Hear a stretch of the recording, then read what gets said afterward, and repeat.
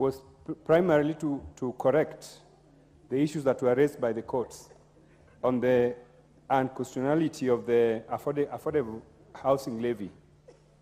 But, Madam Speaker, this bill does not attempt to address those matters raised by the courts. For example, on the fact that housing is a devolved function, the bill merely mentions counties. It does not say anything much. The bill talks about, the only area where the bill is involving counties is where the Affordable Housing Board is formed. And in this board, Council of Governors is supposed to nominate one person into this board.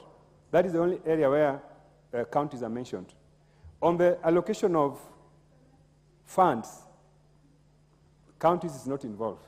There's nowhere where counties will be involved in implementing these projects. So, Madam Speaker, according to me, the bill still remains unconstitutional because that issue is not addressed. The other issue which I wanted to talk about is that most of my colleagues who have spoken from the other side are saying that this bill is supposed to answer the question of job creation, that these houses will give us jobs. Madam Speaker, this is the biggest fallacy and hypocrisy of the affordable housing theory. Because, Madam Speaker, I don't know where these jobs will be found. What I have seen going on in the country is that there are a few gray, yellow, and brown men from China and Turkey who are implementing these projects. I have not seen anywhere where Kenyans are going to be used to do these projects. In fact, Madam Speaker, the truth of the matter is that the motive of this affordable housing has not been really revealed to Kenyans. Kenyans don't understand what these all houses are all about. So, Madam Speaker, if the regime wanted to use this affordable housing program to create jobs for Kenyans, then they would have used another model. They would have used, for example, labor-based approach to development of housing, like what I have seen happening in Rwanda. Rwanda, when they build houses, they use locals. They only get experts. And they don't have to hire foreigners, to come and build houses, and then Kenyans become laborers.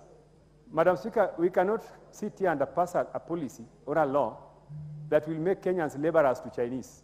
And then we are busy shouting and saying we are creating jobs. Madam Speaker, the last time I checked, when the president was commissioning some of these projects, I saw hungry-looking Kenyans, on those sites. I don't even think they are even paid. You know how colonialism is being used, is going to apply in this affordable housing. Madam Speaker, let us get serious. Let us stop this argument that these things are going to give Kenyans jobs. If you are going to ask Kenyans to go to these mjengos and earn 100 shillings per day, and then you are a president shouting and saying, I'm creating jobs. Madam Speaker, this is the biggest fallacy that this House should never entertain. The other issue, Madam Speaker, that I want to talk about is the part 3, which is talking about the affordable housing levy. Madam Speaker, affordable housing levy, in this section, employed Kenyans are supposed to pay 1.5% of their gross salary into this fund. I have not seen anywhere where other Kenyans who are not in employment are also paying. It's not here. Or if it is there, I should be shown.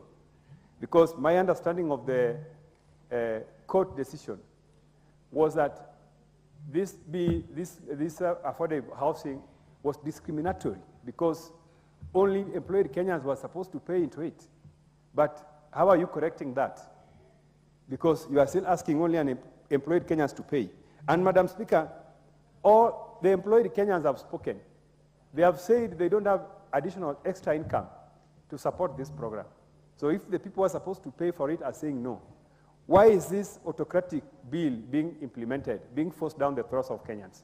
Madam Speaker, I oppose this bill because it is forcing employed Kenyans to pay for something which they don't need. Personally, I don't need this thing. I'm employed. Many other people in my family are employed. They don't need this thing. So, Madam Speaker, this is an autocracy. This is dictatorship. And this House should never allow itself to be used to pass dictatorship policies. The other issue that I wanted to raise, Madam Speaker, is that Kenyans it is true Kenyans may want houses.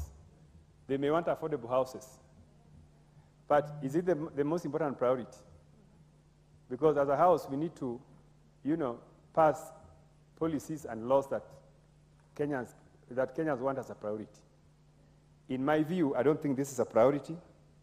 Some people have sat somewhere and they've decided that we need to collect resources from Kenya, build houses and eat. In the end, Madam Speaker, this is going to be the biggest scandal in the history of Kenya. Bigger than Goldenberg, bigger than Eurobond, where the monies were borrowed and they never reached here.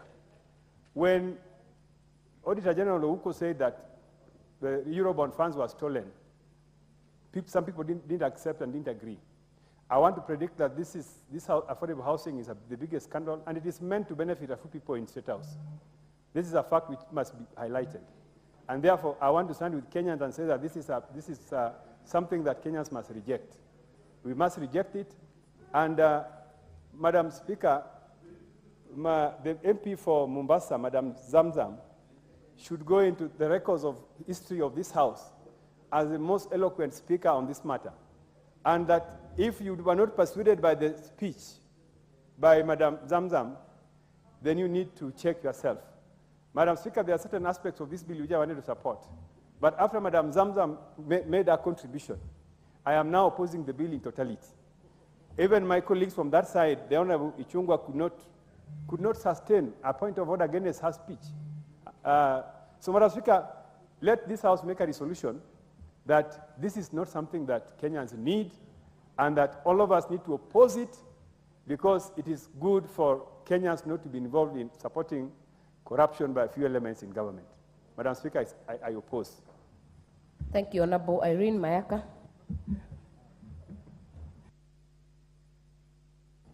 Thank you, Honorable Speaker. And Honorable Speaker, I'd like to take this opportunity to also add my voice to this particular bill, which I want to go on record that I oppose in totality. And Honorable Speaker, point number one,